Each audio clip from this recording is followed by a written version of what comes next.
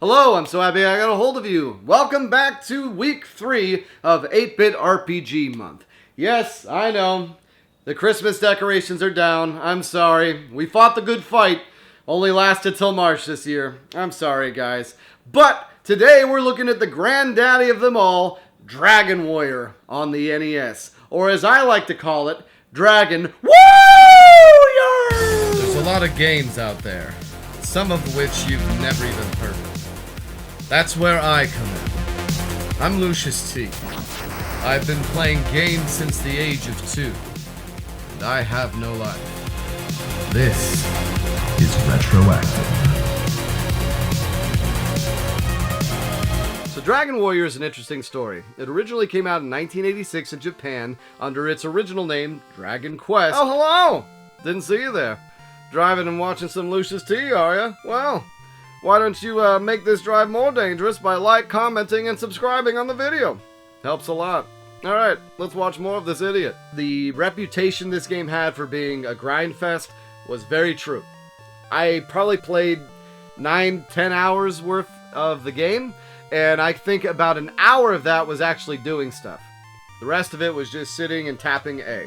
And it's not even nice enough where you can just tap A and not pay attention. I did that a few times, and I ended up dying. And the game is nice where if you die, you don't lose any experience, but you lose half your money, which can be devastating if the point of why you're grinding is to save money.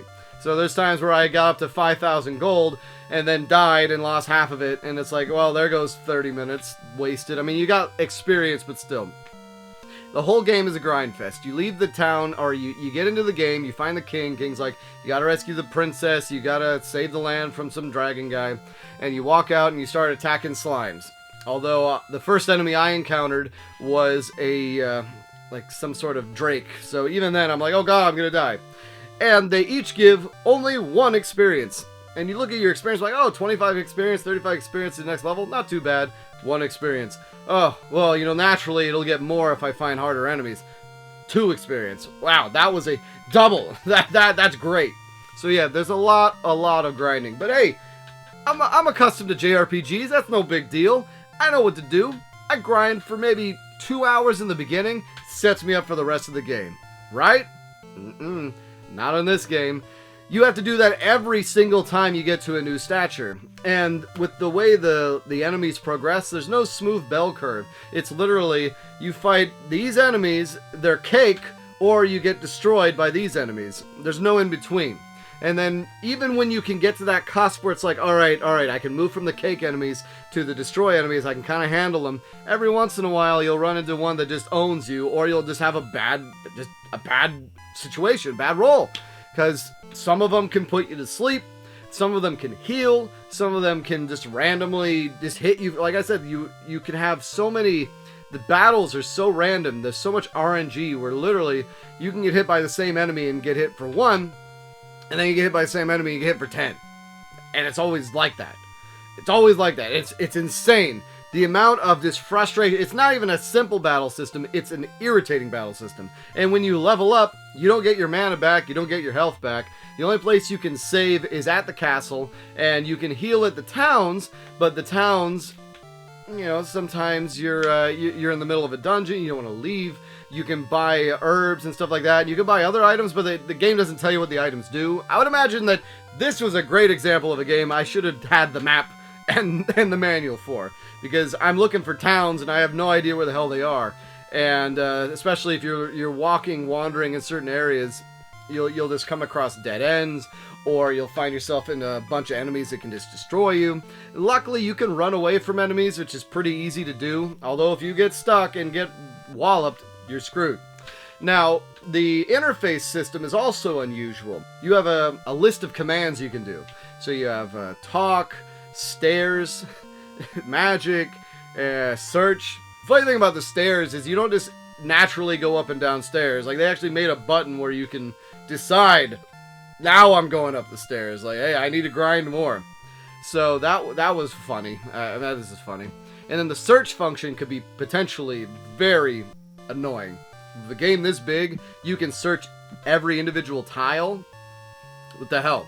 Now, I will give them some credit. The translation, even though it's rough, does a good job of hinting at where you need to go.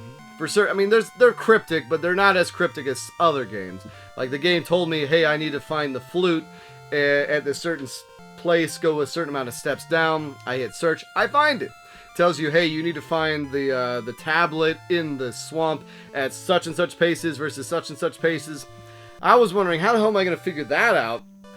Well, luckily, once you rescue the princess, she has this thing where you can talk to her and she tells you how far away you are from the castle.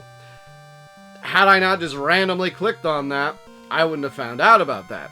Oh, there's also random items you can pick up that curse you. So, I guess in the mountain cave, I found some extremely rare necklace that sells for a lot. I wish I had known that because I just like, oh, alright, well, guess I got it's like a death necklace or whatever, so I equip it, and it's like, oh, now it banishes you from the castle, and unless you happen to talk to the right NPC, which, at this point, I mean, with people who are playing point-and-click adventure games or whatever, they might have thought, like, oh, I lost the game, I guess I gotta reset. Unless you can find that right guy, you're stuck like that. And there's also something called the Cursed Belt that I think does the same thing, although I was smart enough not to put that one on.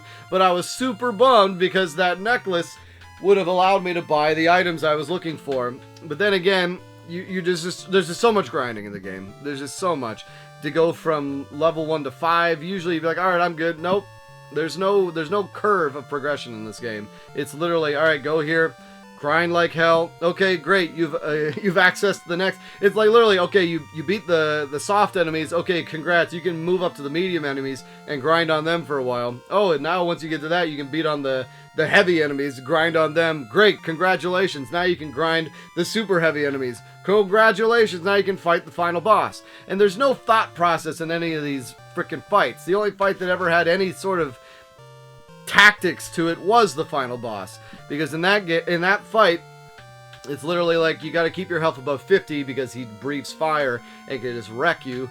So you have to plan your magic ahead, get your strikes in when you can, and survive. And I actually had fun, and then once you beat him, the game's over. But other fights, like where you fight the green dragon, rescuing the princess, even with maximum armor at the time, you get wrecked. So there's no using spells, there's no using anything, you just attack. And can we talk about the spell names? I mean, literally, hurt more, heal more, stop spell. Like, they didn't have the word silence yet, so it's called stop spell, which is ridiculous. But I did enjoy the game at times. You know, I'm not gonna say it was. I mean, I think part of it's just seeing. I mean, like turning on the game and hearing that iconic Dragon Quest music, which I don't have the nostalgia for, but still I'm familiar with it enough now. That was pretty cool. And just, you have to find the Erdrick armor. So story-wise, you're the heir of Erdrick, the Dragon Slayer, and everyone's telling you to prove it. And I can see once you've beaten the game, because the game does, like, at one point it tells you where the armor is. It's behind some trees in the abandoned city. And if you look at it, you can see, like, oh, well, those trees there surrounded by swamp. The one tile, I have a feeling that's probably where it is. And you go there and you fight some tougher enemy, and then once you can search and find it. So yeah, if you know what you're doing, you can get some of the items ahead of time, but still the search feature, like, my god, like knowing that you have to search behind the throne room to get access to go into the final dungeon, which, by the way, when you're in dungeons, it's all black and you can use torches, and then pretty early on you get the radiant spell that then illuminates everything and makes it easier to see. But that's really the two things. And the encounter rate, holy cow, the encounter rate is all over the board. Sometimes you'll walk for 20 paces, nothing happens. Other times you walk for 3 paces, enemy, enemy, enemy. It's insane. And it always happens when you can least afford it. So it's like, oh god, I just ran out of magic, I ran out of healing things. I need to get out of here in this tough zone so I can get outside to the other zone, or I can get to the town. Nope, you're dead. All the way back to the beginning. And luckily, you get a repel spell later on in the game, so, because, I mean, you're still fighting level 1 slimes. They're still hitting you just in that same encounter rate, so you can use repel, and that's pretty good of letting you get around everything. You need to get up to around level 20, which takes a long time in order to be able to beat it. And it's just, man, like, as far as the rating goes, this game's a 5, man. Like, I appreciate the legacy and all, but damn. I was laying down at one point, just wanting to just it was so bad. I was just tapping this. It was so bad. And you still have to, it's not even like other RPGs where you can just mindlessly go back and forth, because you can still die.